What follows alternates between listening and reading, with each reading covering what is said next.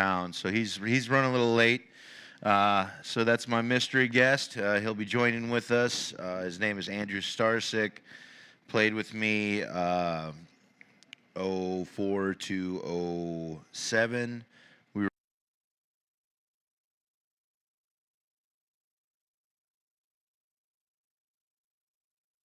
Because it's just me and Andrew, so we're going to be Q&A is going to run all night, and there will be reward systems for the Q&A. So, first question, obviously you'll get a t-shirt.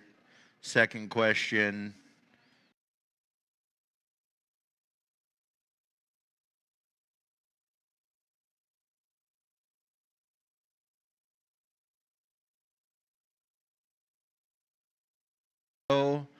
for the season, and we will reconfigure either back in spring or right before in August. So we will be revamping everything, bringing a little new action to the show, a lot more Q&A, some more Instagram and Twitter stuff, all that good jazz, social media, to make it a little more user-friendly. And right now, I want to give a shout-out to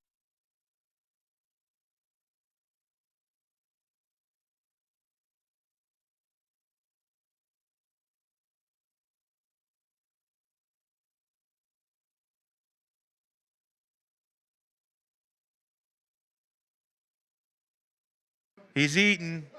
There he is. He makes these beautiful pieces of wood. He burns them and carves them. We got lots of them up in the saloon. You can see a ton of them up by the bar. But he sells them here. They're beautiful pieces. I don't know if everybody can see them. But this is just one of many. As you can tell, they're just awesome pieces of work. Matt Richter, everybody's sitting right there. Give him a shout. Or if you guys want anything about information-wise, get a hold of me. I can get a hold of him. He does custom pieces from NFL to collegiate, whatnot. So, yes. Matt Richter, there's the shout-out. Thank you, brother. All righty. I love the crowd participation. So, like I said on the show tonight,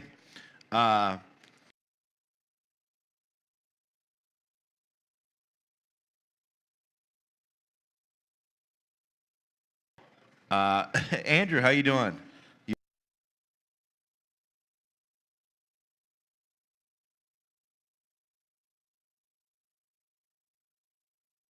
Andrew Starsick, born and raised Marion County? Or, Mannington. Mannington, yeah. Mannington. Everybody knows where that's at. Was a Husky. Yeah. Played for the Silver and Black. Yeah. Played fullback. Yeah. Originally walked on as a special teams. Punter, Yes.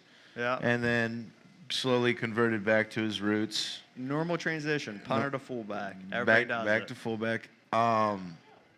Me and Andrew were roommates for a few years back in the day. Caused a lot of ruckus and problems. But yeah, we had a lot of fun. Yeah, Andrew, thanks for.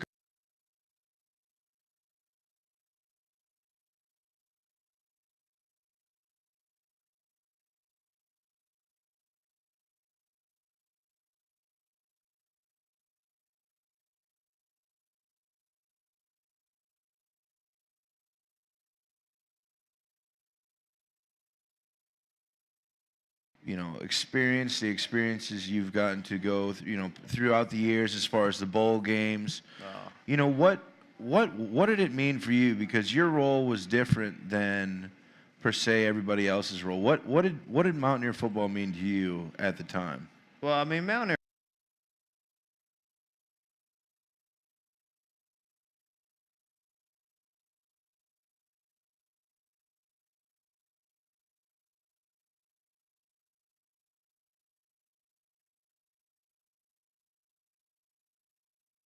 And being able to walk on and play for West Virginia football is huge. I never started. I was never, the caliber athlete you were.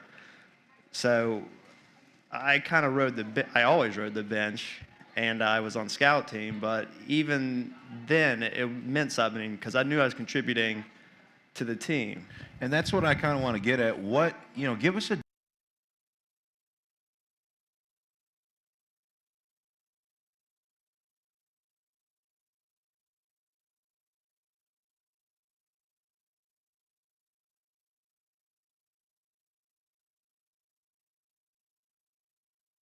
or whatever, they're on scholarship and they don't understand that there's 20, 30 kids on a team that pay their own way. Yeah.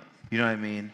They go to practice every day. They're going through all the workouts. They're going through all the practices and weightlifting routines and conditioning tests. And the majority of us don't really ever even get a chance to really even play in the game. No. That takes dedication, you know what I mean? And I was actually talking with a friend, Murph, here, talking about Justin Knapp. And the story he brought up was, juniors, after a while, every walk-on always has to work out at 6 a.m., you know what I mean? Yeah. And he got to a certain point where I was like, listen, man, I'm a junior.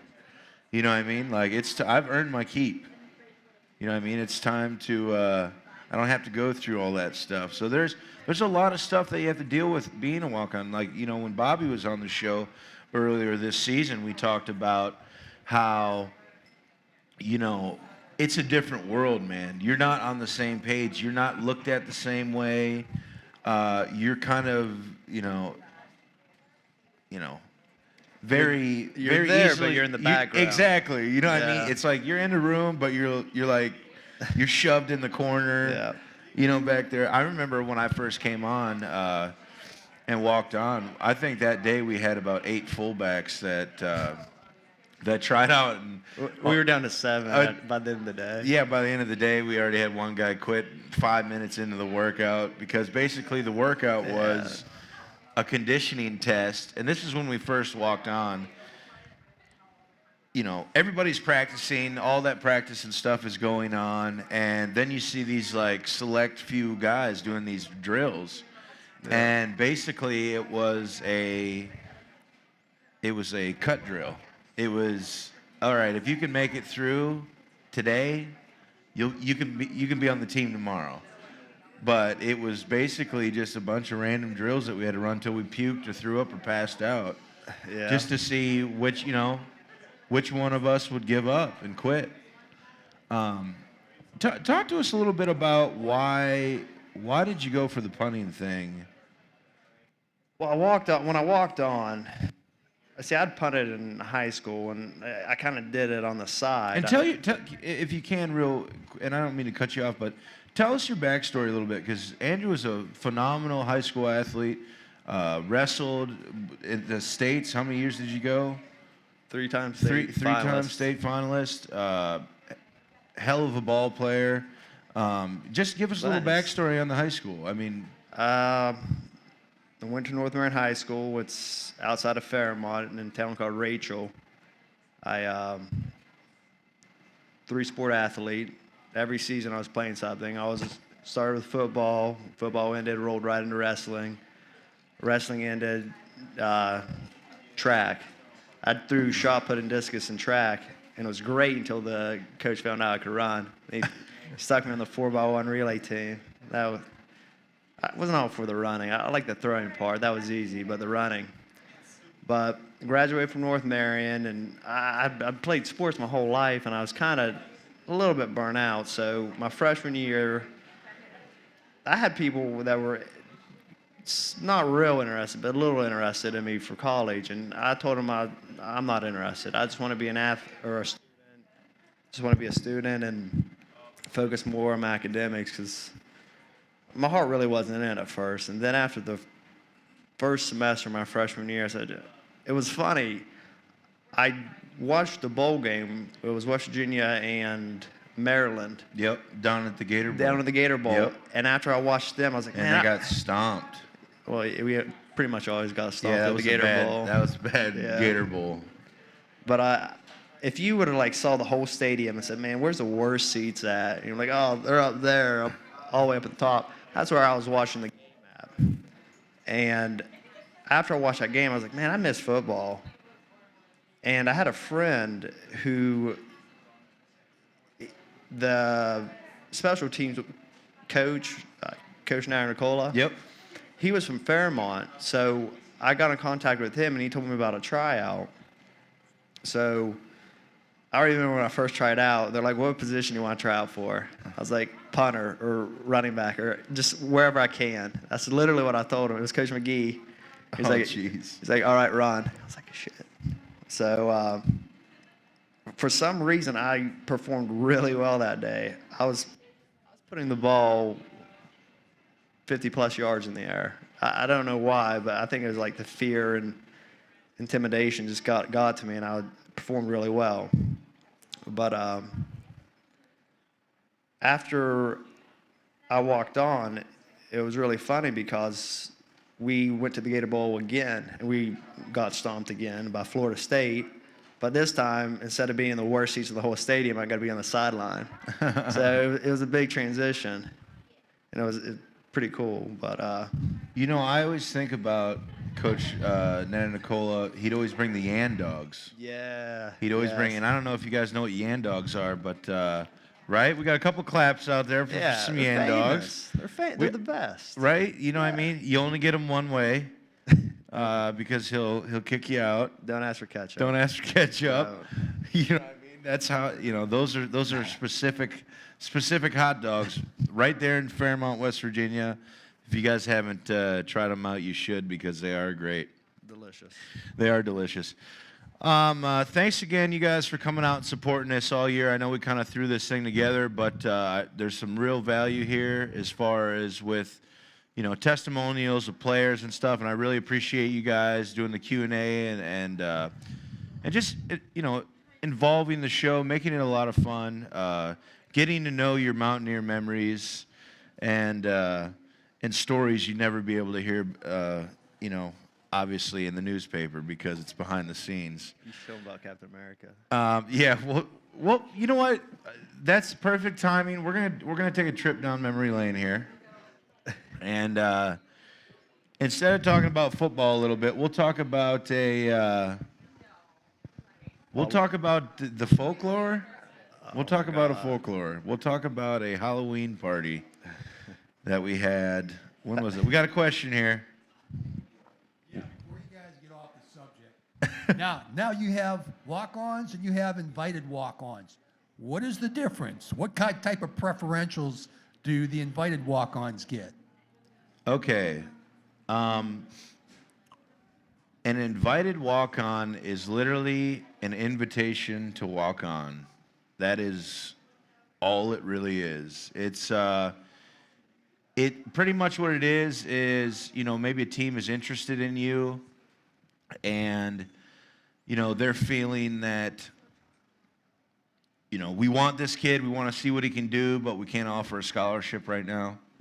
That's in the case of where you would get an invited walk-on. You're pretty much on the team if you're an invited walk-on. Yeah, it's like you've made the team, sort of. Yeah. I mean, they want you on the team. So that's the whole, you know, it's kind of like you make the team, but you're not a scholarship player. Yeah, Scholarship you're still player. putting your own bill. Yeah, you're still paying your bill. So obviously, when I came here, I was came as an invited walk-on, but obviously covering all of my expenses and whatnot. And with Andrew's case, he had to try out. Yeah, I was a straight classic walk-on. walk-on. Yeah, they had tryout. They have tryouts. I want to say twice a year. Yeah. And they schedule from like 6 a.m. in the morning to super kind of early. get all the people who aren't serious out of the Yeah. picture. And then out of those tryouts, I want to say 2 or 3, there's probably 50-plus guys that tried out with me. And I want to say they took 5, 6 maybe. Yeah. Now Tryouts.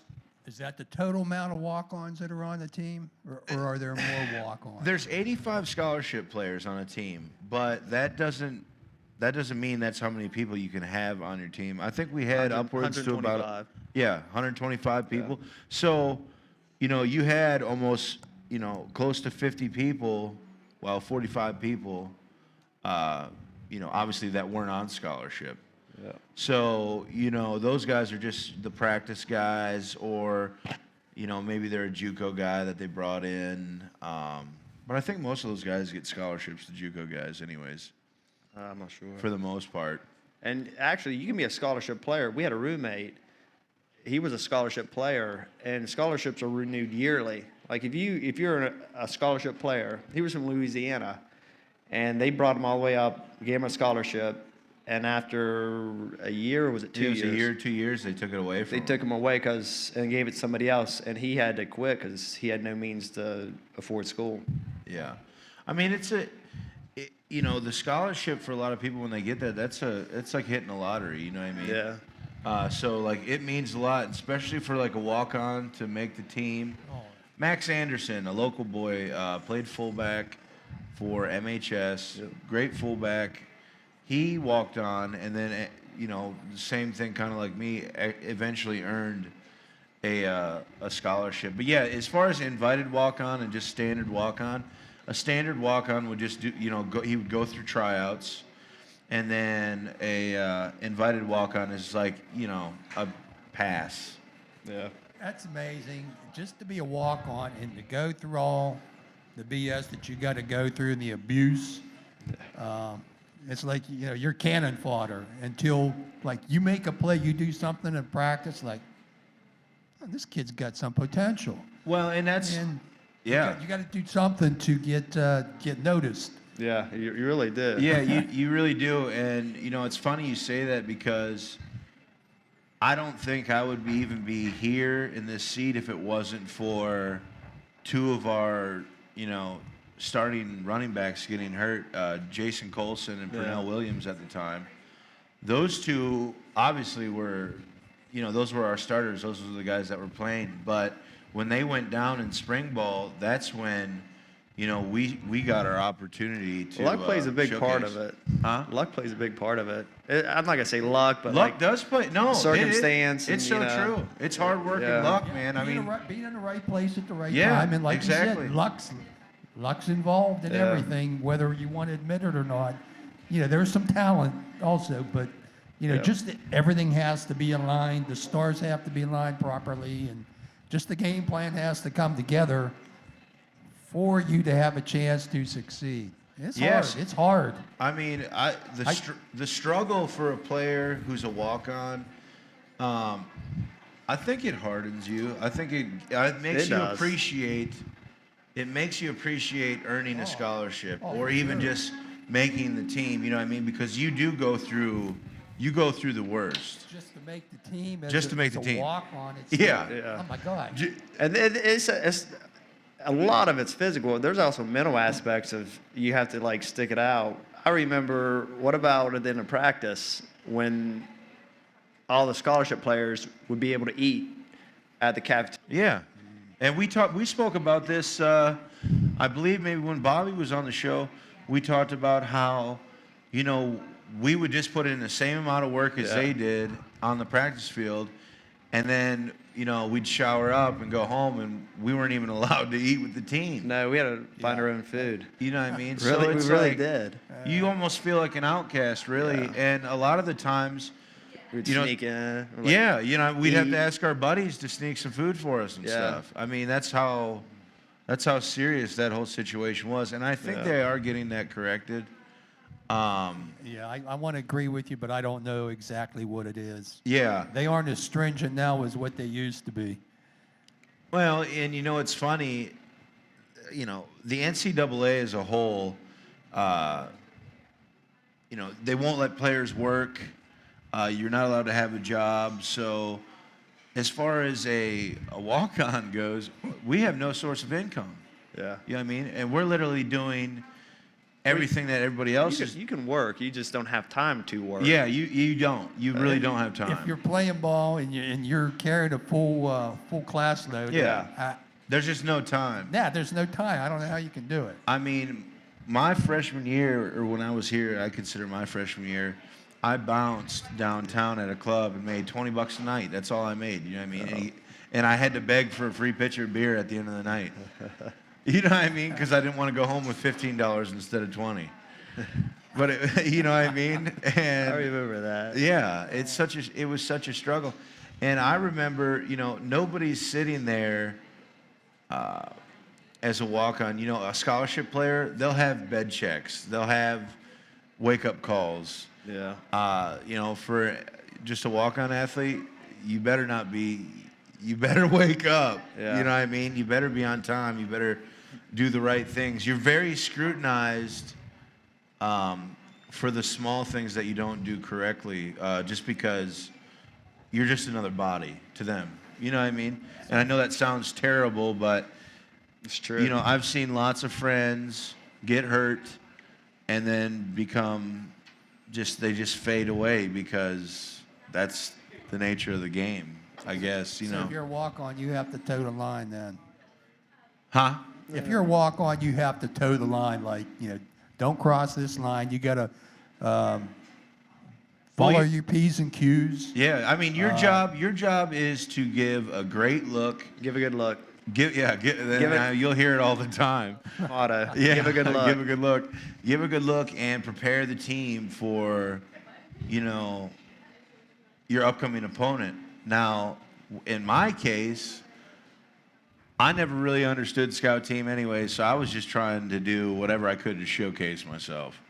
So if we're running, He dominated scout team. you know what I mean? I would just be a beast. jerk about it because I wanted to make sure that they were seeing what I could do. So it's a struggle as far as the walk-on goes. I mean, At some point, you have to promote yourself. you do, and that's the whole thing with spring ball and walk-ons. Yeah. Those are their real chances for the younger players, the walk-ons, to get a chance to showcase what they can do and move up the totem pole or earn a starting position. And that's even the fact that I was fortunate enough to get an opportunity, I still wasn't starting that following year because they had hired Justin Ziak. Gwaltney had just gotten there. Oh, We had Jason Gwaltney, who was like a Yeah, five-star he was recruit. the second coming. Yeah, he was the second coming, and then He lasted long. yeah, and then oh jeez, He cut in front of me in line. He was like, oh, he was He rubbed me the wrong way when he did that. I was like, you gotta- he was a cuts in beast front when of he came somebody? in. And then same thing with Steve Slayton. I mean, those were the two guys, you know what I mean? And then it Yeah. evolved into what it did eventually, moving forward. Yeah, I remember they were like, Steve who? Slayton, who's this guy? And then like Jason Gwaltney, everybody. And it just It was funny how, flip-flopped. like, within the team, you could see their battle as far as, Jason came in. He was supposed to be, like you said, the second coming. Yeah. And when you looked at him, woo! stud. I mean, you're a beast. He's coming in as a freshman, benching 4 bills Yep. with, shoulders like boulders, quads like Mack trucks, and he was a monster, Tough. dude. He was Yeah. tough. But there was, not to me to say anything, but obviously a discipline issue. He got hurt too. Yeah, and he got his hurt, knee. but He probably read of his press clippings quite a bit, too. yeah, he might have. But his brother, obviously, Scooter Berry, played on Yeah, the team, he was did great. well. Scooter's playing in Canada right now, I believe, for the Argonauts, I believe. I mean, two great players. And what a, it was just a cool kind of battle to see during the season how it just kind of took off and eventually got to where it was with Steve, obviously overcoming and taking the final role. The But Louisville game helped. yeah, Louisville, a lot of games Yeah. helped for him. Yeah, Triple overtime. Yeah, I think he had like 5 or 6 touchdowns that Yeah. game. So. So that definitely put his name on the map.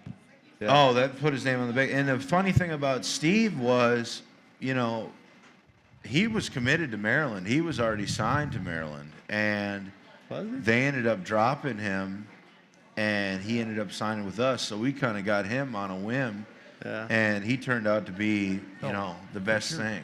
Yeah, I think, if I remember correctly, he had a great issue, or they had a great issue with him, and that's what kept him out, if I remember correctly. Yeah, I don't know. To be honest with you, if the university wants you, they have Hey. their ways. I'm sure the fridge, They have their ways. I'm sure the fridge was kicking himself in the backside for a few years after that. Yeah. There's certain classes you can take that help your GPA. I took yoga, Oh, for sure. I taekwondo, mean, listen, self-defense. I won't lie to you at all. My schedule, I took badminton. You did? I took badminton, I took bowling, but I was a PE major, so I mean, I had to take those. I was You a know geology major. what I mean? Yeah. Rocks. Yeah, rocks. Yeah. Rocks, and now you're the father of two beautiful kids. Yeah, And, yeah. Husband of 7 years. Yeah. It's coming up. Is it coming up? No, or is I'm it happening? already happened. Already Come on, happened? big old So- 8. Big old 7-year anniversary here. They just moved to Congratulations. Morgantown. Well, thank you. He just had his little boy. He's a little rugrat right now. Oh He's my running gosh, around. a kid. It's a handful. My daughter was a good baby, an infant. My son's the complete opposite. He's a handful. Love him to death. Man, kid's a handful. Oh, that's what I'll tell you what. You were a handful living with this guy. Oh no, come on. No. We could tell stories for days, for sure. You gotta tell me. Like about I that. said again, like I said, thank you guys for coming and supporting. We'll reconvene next year, obviously. Hopefully for maybe a special spring ball edition and start of the season edition when we'll roll this thing up. Matt, we got a question. What's up, brother? Yeah, buddy, since we don't have any Mountaineer new news to talk about, I was wondering if you could touch on your NFL career. Yeah. Which team you like the best, your teammates you like the best, the shock from going to Morgantown to the NFL, anything you'd like to touch on. Sounds good. And right before I answer this question, we are going to talk about one thing, and that is Oliver Luck leaving and going to, I guess, the NCAA or wherever he's going. I'm just glad we didn't lose him to Michigan. That's all I care about. Yeah, yeah, right. I couldn't handle if he lost somebody I don't else, think though. any of us could handle it. Yeah, wow, what a surprise. Not really. He's gone. He's done some good things. He's done some things. I don't know. He did a lot of good. Yeah, I he mean, did some brought good us in things. the Big 12. Yep. Brought us to the Yeah. Big 12. Brought Smart us to the dude. Big 12. He's a smart dude. I think we sell beer at the stadium now because of him. Man, that's expensive stuff. I'm Yeah, it telling you. is. It is. It is. But well, what Matt's question was basically, and Andrew can help me with some of this stuff. We'll talk a little bit about football here in Morgantown, football transitioning to the NFL, career teams, whatnot. Yeah, I mean, what a surreal experience. Andrew got to live with me, and really see me years. develop as far as a nobody, and No, then he getting. said when he was a nobody, he said, because we're all talking about, man, what would happen if you started? What would happen, dude, could you imagine if we went to the NFL? And you said that as long as we had like a job, minimum wage job, didn't matter, we just had to have a job, we could live with you and just like ride your coattails in. But that never happened. I got married. He got married. Jason. I wanted to do it. Jason, he's interested in coffee beans now, and the crew fell apart. And then I believe Jake's becoming an MD. Whatever that is. So I think everybody chose wisely, except for you. But it's all good. I don't fault you for that. You got two beautiful kids. Yeah, I did good. I did well. As far as transitioning to the NFL, wow, what a big jump. Trying to keep in touch with even Andrew over the years with That's tough. football. It was tough, man. It was a lot of, it's a full-time job. I don't think a lot of people understand that, you punch the clock at 6:30 in the morning, you go in. Actually, here, I'll say this. If you're doing it the right way, you're going in at 6, you're getting in the hot tub, you're warming up, you're rolling out, you're stretching, you're getting in your, 6:30 rolls around, you're right into meetings. And meetings can last up to 3 hours, which entails going over, the same thing over and over again, pretty much. You just break it up into groups. Like we'd meet with the team and then go into individual meetings, special teams meetings, scout team meetings, all sorts of meetings. It's very micromanaged. It is very micromanaged. Every minute of your day is managed. And we'll talk about the structure of college, because I mean it's very similar to professional. I mean, tell them. I mean, you have somebody watching you at all times. They micromanage the lifting groups. I mean, you have to the minute. Yeah. To the minute, you have to be here. They tell you to be there. Tell you to do this. Tell you to do that. All right, it's time for this now. And they literally have a clock that counts down, and then a horn sounds, and then you have to go on to the next thing. I would say it's very militant and disciplined in the scheduling, which can be, just it gets old after a while. It's so monotonous. It's like over and over. You know what I mean? You kind of get more burnout on it. Yeah, you get more burnout on it, because it's a scheduled thing, and it's the same thing every day. It's almost like, how can I describe? I dated this girl at the time. She'd always ask me what I did when I got home, and it's like nothing changed. You know what I mean? I literally hand my schedule and be like, this is what we did, and then we'll do this tomorrow, and we'll do this the next day. And which is understandable, because the whole point of practice is repetition, and literally, ingraining it into your body to the point where it's a natural reaction. It makes you a better player. It does. But sometimes it's stressful it can be very tiresome. Yeah. And I mean, why am I doing this? Yeah, and in college, the factor is you have classes. Yeah. It's not like you're just going to the facility, hanging out for an hour, practicing, and then bolting. Yeah. It's a full-time gig, and there's a lot of things like missed holidays, summer. Pretty much forget it. You're not. Coach Rod canceled Christmas. Yeah, Coach Rod canceled Christmas, leave to Thanksgiving, Jacksonville, Halloween, Hanukkah, Easter, Kwanzaa, all that good stuff. But But we got bowl gifts, right? We got great bowl gifts. That made everything worthwhile. Missing your family, missing everything. We did get great bowl gifts. Yeah, they were nice. Question. I don't think you answered the last With one. the fact that Oliver Luck is leaving, is there anyone that you two, either one of you, would like to see be our next AD? The question, who would we want to see as the next AD? I know they've been talking to, I believe, Oregon's AD. I can't remember his name right off the top of my head.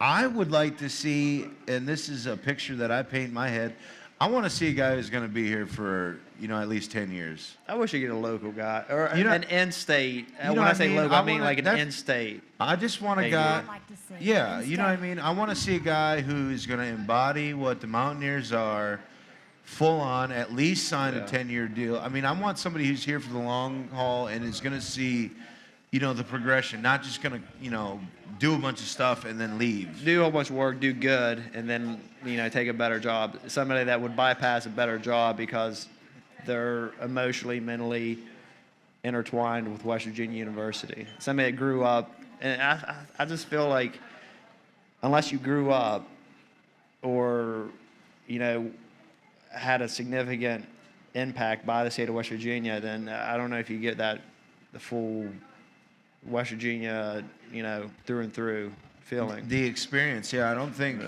it's okay. How can I say this? I'm not from here, but I experienced something that fully makes me understand everything that this place is about. But you're a West Virginian now. Yes, exactly. I am now, and thank you. I appreciate that. You got him. Yes. But to me, and I think this all the time, this is just a different place. This isn't Alabama or in Oregon or USC or Colorado State or whatever. This is West Virginia. It's a select market. There's lots of tradition here. You know what I mean? There needs to be somebody that comes in and who is an alum, you know, who does understand the traditions, who gets, you know, why we do certain things and maybe not to do certain things. Because when people come in that are from, you know, and I know Oliver's an alum and he did a great job and all that stuff, and I praise him for getting us into a great league, a great conference, you know, upgrading, you know, some of our facilities. You know, I know Built he the started baseball the complex. baseball complex. Brought back golf. Yeah, brought back golf. So he did some great things, you know. And but it's just a bummer to see him kind of just, you know, because everything's just we're now just seeing like kind of where it's all headed. You know what I mean? And Yeah. to kind of dip out, and I get it. You know what I mean? Hey, your dreams are different from my dreams, and Yeah. I understand that. Business is business. It is what it is. You know what I mean? And it's tough for people to really see that. But yes, going forward, getting back to your question, like Andrew said, I'd definitely like to see somebody who embodies the West Virginia spirit. It's easier to get behind somebody and believe in them. I don't know where I'm going with that. No, it's true though. It is, yeah. When you believe, when they've been there, personal experience. Yeah. You know, an example could be, you know, a coach that's coaching running backs, but he's never even played football. You know what I mean? Yeah. But if he's played or if he's gone, you know, what he's played professionally, I mean, you'll follow a guy like that. You give him the benefit of the doubt. Yes. You know. You judge the cover before you read the book, pretty much. But it's nice to be able to have that reassurance a little bit because, I mean, hey, this is, you know, you're paying money to go to games that you worked hard for. You know, fans are paying. They want to see, you know, the right things being done. You know, there's things that have been done, whatever. But in my opinion, a native would be nice, or at least somebody familiar with, you know, our traditions. So thank you. Thank you so much. All right, great. Thank you for the Q&A so much. It's helped us out. Andrew, thanks again so much. Moving forward a little bit, next year, we're going to the Liberty Bowl in Memphis, home of the Blues, Memphis, yeah. Tennessee. Oh yeah, yeah. Is it, you know, B.B. Yeah. King, all that good stuff. I actually kind of want to go down to that bowl game and check it out. I've never been to Memphis, so I work night shift and I got to work I hear you. 2 nights before. I'm off the day off. I hear you, And the I 2 hear you. nights after, so I don't know if I'll make it down. I got like hear a small window of opportunity. Yes, And I got to that- sleep sometime in between. Let's talk about bowl games a little bit. You know, in the past, you know, West Virginia is such a great school because their fans travel to Yeah. bowl games. Let's kind of, you know, go back a little bit and talk about some of the bowl games that we got to play in, which were, you know, Gator Bowl. Gator Bowl, Gator Fiesta Bowl. Yeah, you got to Sugar play. Bowl. Yep, Sugar Bowl. Seemed like we were always in the Gator Bowl. Like every other year was a Gator Bowl. Well, But I mean, Sugar Bowl was went- great. Yeah, Sugar Bowl was great. That was obviously when Katrina hit. Yeah. So we couldn't play in New Orleans, Played which was a tragic thing. Yeah. Played down Atlanta. Played down Atlanta. Played Atlanta. In their Played the backyard. Bulldogs right in their backyard. We might have been outnumbered on that one. We were a little outnumbered. It actually looked like the stadium looked like a red Pac-Man. Yeah, but we came down in force. We There did. was a lot of people there Oh, we were. I'll tell you what was such from a, West Virginia. Yeah, what was such a great experience is, and I'm sure you can remember, when we went back to the hotel, it was the coolest. I Yeah. mean, the entire lobby, it was a big lobby. I can't remember what kind of hotel we were staying in. Hyatt. Was it? Yeah. Big, huge open lobby. It was packed with fans. And you had the they open had a ton of- balconies all the way yeah, up too. and just fans all the way up. Eight floors almost of just fans like lining the railings, just cheering. It's a good feeling. Oh, it was great, and they made a tunnel. We, Yeah. walked through, and everyone was cheering us on, and that was such a huge win for us, coming from the underdogs. We always play better when we're the underdogs. Yeah, I think always. we do too. And that kind of reminds me of this season a little bit. Yeah. We're, 7 and 5 or whatever, or 4. We went. 3 of them games. We win 3 of those games. We had 3 close games where it could have turned the whole Real season close around. games. You know what I mean? TCU close. Yep. What do you think going into next year? Or I'm getting ahead of myself here a little bit. What does the impact have on next year's team? What is the bowl game? When a team goes to a bowl game, what do you think they're trying to get out of it? I think they're trying to have fun because it's the end of the season. Everything you work for, this is the time. The season is when all the work takes place. And even Coach Rod used to say, Yes. this is the fun game. Everybody's, for the most part, healed up. Everybody's, had fun the week of. You practice, but you're not, you're not practicing hurt. You're not practicing. You're practicing fresh. And they have events during the bowl games that all the players are scheduled to go to, and there's always a lot of fun. Well, and let's talk a little bit about that because that's an experience that a lot of fans don't really get to see. I'd like to tell all our stories, but some of them are trade secrets, and we can't go there. Those are involving state troopers taking us to places that we can't speak of, but hey, wild and wonderful. You know what I mean? That's what I'm talking about. But, when you go down to a bowl game, especially the big ones, the committees, they take care of you, man. Yeah, they do. And throughout the week, they'll have special events set up for us, whether it be, I know when we went to the Sugar Bowl, we actually got to go to the Chick-fil-A Peach Bowl or whatever. Oh, yeah, we did. That was fun. Yeah, that was fun. It was It was cool. Miami and LSU. Yep, and they actually played the Orange Bowl. Or no, that was the game. The game was LSU. Yes. But it was earlier in the week, and we got a ticket. Everybody on the team got tickets to it, so that was nice. yeah, it was really cool. Great experiences. I know down in where were we? Down when we played the Gator Bowl, we've done some cool. We stayed at the. What was it? I'm so blown right here with my mind, but Sawgrass? No. yeah, Was it? Yep, Sawgrass down in Florida, which is Beautiful. beautiful golf course. They actually have the BJ 17. Singh was there. Yes, he was. Yeah. They actually have a floating hole in the water, and you can shoot at it. And if you make it, you get a free night stay and stuff. So I wasted about $50 trying to do that all week. But like I said, thank you guys so much for coming out and supporting this. This is the last show tonight. I will be asking everybody tonight, kind of get some email information, and just kind of work with us a little bit about next year's show, how we can make it better, and pack it out a little bit. Have some more fun. It'd be fun. It'd be Get nice. some stuff, but next season, where do you think the team's headed? I think, but back to the bowl game, Yes. because I think the bowl game plays a big part of next season because it's the last game. Going into the next season, when you play your first game, it's a whole new season. But you always remember the last game you played in, and that's going to be the bowl game. So, you show up to the bowl game and you dominate like we did the Orange Bowl.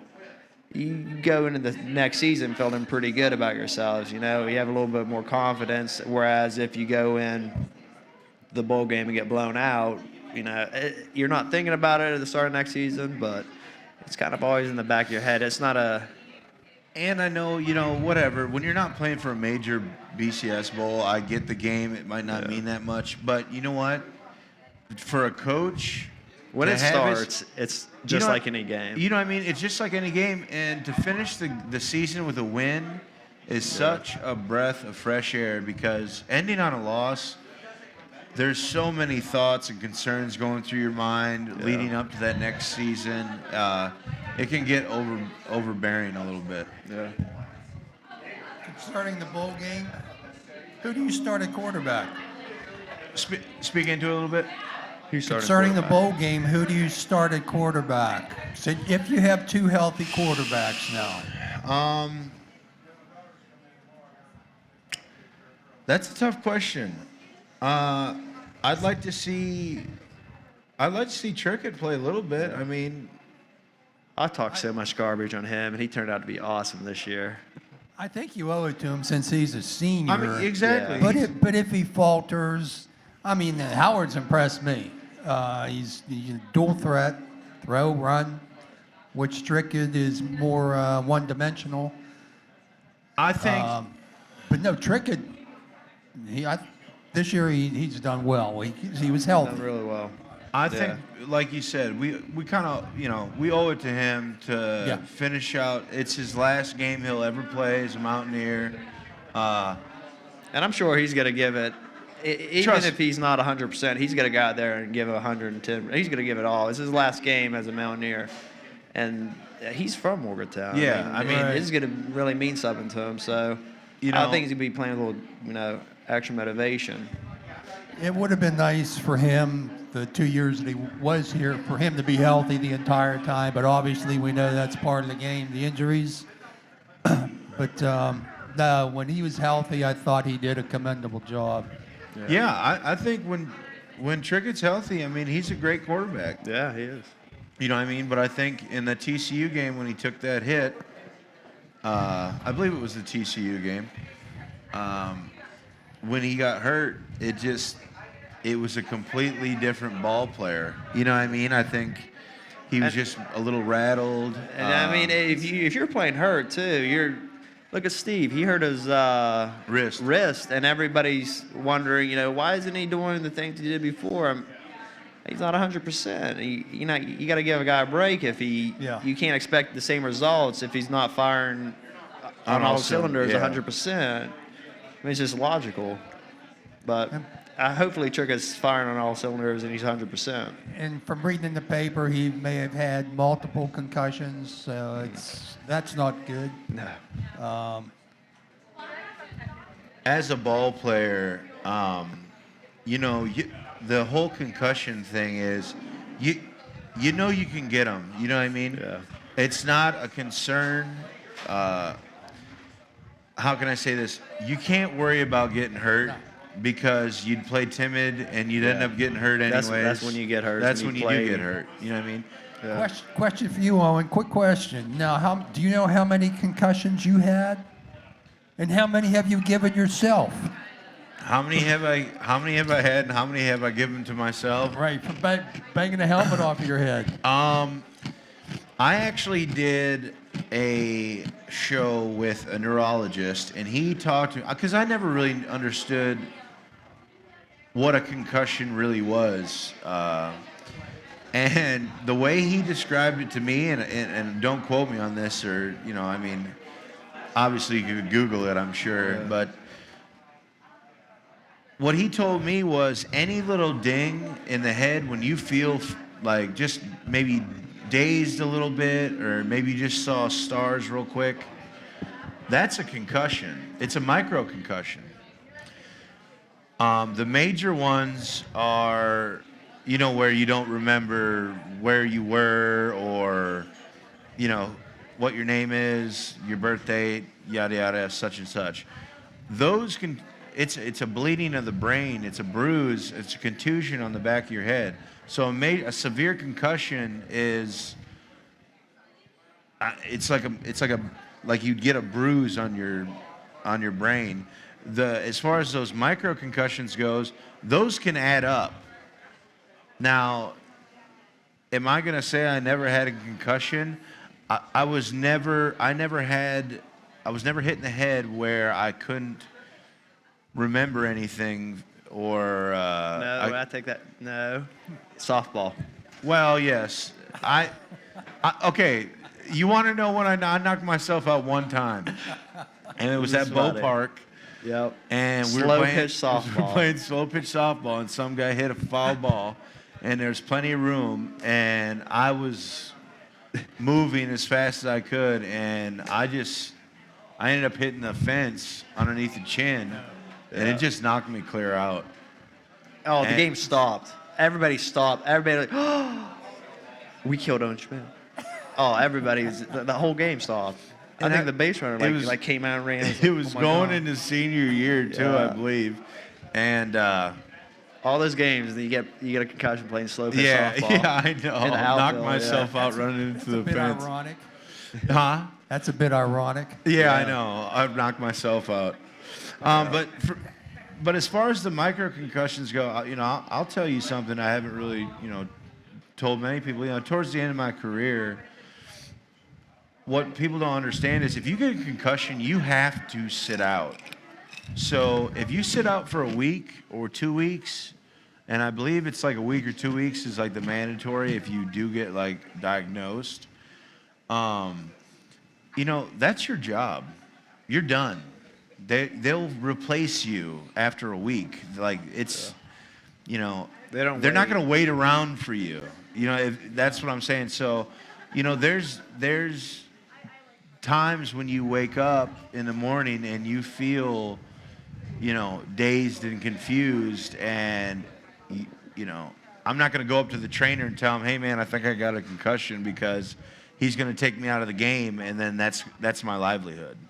So there's a fine line of, NFL's a $9 billion industry. It's a major corporation, you know what I mean? It's a monster. Sure. And they don't have time to wait on people. What have you done for me lately? What have you done for me 10 minutes from now? What are you going to do for me? So that's the kind of thing it is. So yeah, there's been plays where, I was out of it for a whole quarter, or I had to take smelling salts on the field, and every play keep breathing them in so I could at least focus for at least 20 seconds on the field. When you all played, and it wasn't that long ago, you see the difference from then to the way things are now as concerned with headshots, concussions. It's Yeah. it's like night and day. Yeah. From when we played, and then No, it just started. It had just started being a big issue towards the tail end of our career here at West Virginia. I remember Jamal Adai got, something King from Virginia Tech. I can't remember his first name, but just unloaded on this guy. And it was a legal shot, too. I remember. It was a legal shot. It was a shoulder, but it looked like it was a headshot. Going forward from all these rules, you can't ask somebody who's, at top speed, pretty much controlled chaos. He's just to the point of out of control. Like he's moving that fast. That's how fast he's moving. You can't tell somebody Hit a target this big. when it's moving like this. Yeah. And that fast, you know what I mean? It's over here, It's impossible. You can't do it. I mean, you can try to target the best you can, but you don't know what that runner's going to do. That runner can literally make you get a penalty every time by lowering his head and him getting hit. And you see it happen. Oh, all the time. I can understand. I officiated high school football. I've done it for a lot of years, and they said, well, if a defender comes in and he drops his helmet, hits a kid, you got to penalize him. I said, wait a minute.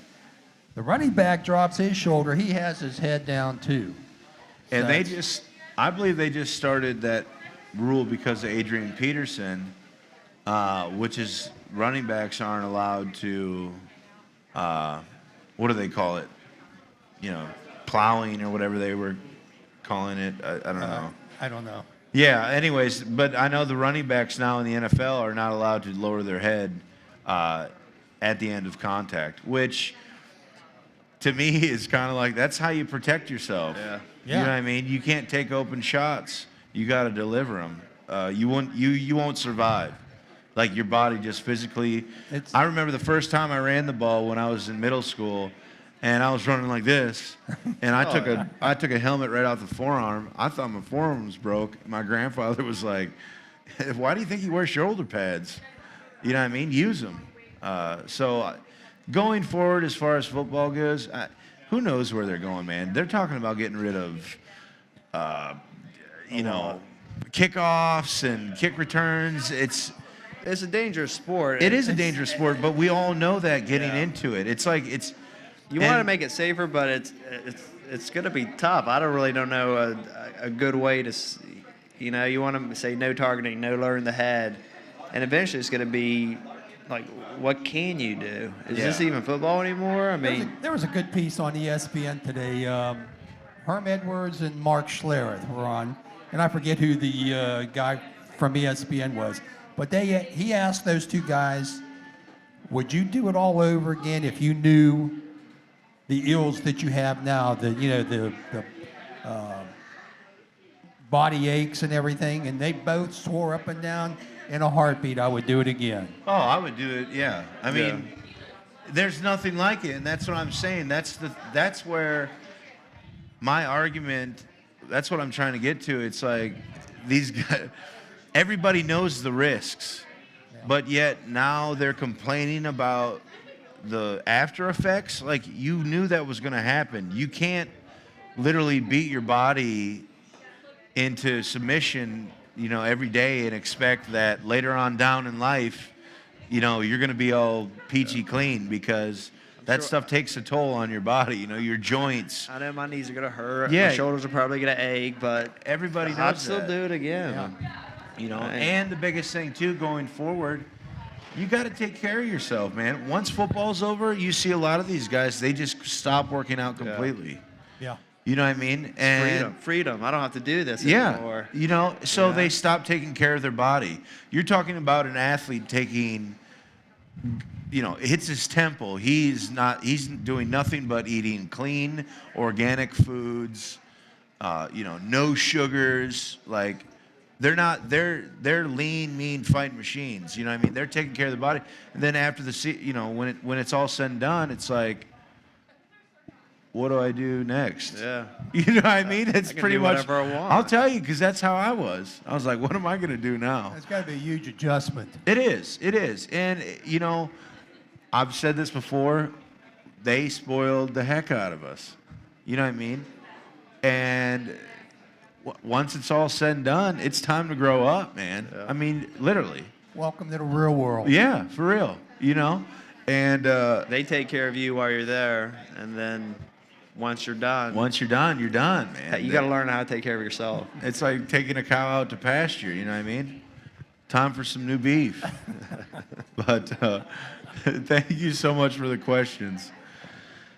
I'm going to have to get him like 30 beers and 4 T-shirts.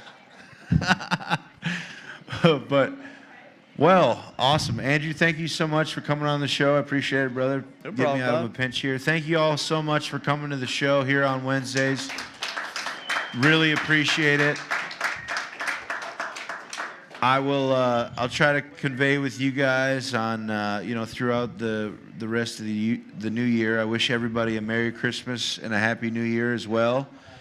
And don't forget, streaming live from thedpost.com, here live at Schmitt Saloon and Davison Brothers Music Hall. This is the Owen Schmitt Showdown, and I thank you guys so much for coming. Don't forget, one more second, don't forget our friend Matt Richter out here. He makes these beautiful wooden signs. Let him know he's this handsome gentleman right here with the beard. And he does anything, custom, NFL, MLB, whatever. If you want a deer antler on there, he'll do that too. So, Matt, thank you so much. And like I said, thank you guys so much. Thank you, Vinny. Thank you, Eric. Thank you guys for taking care of us. And so long.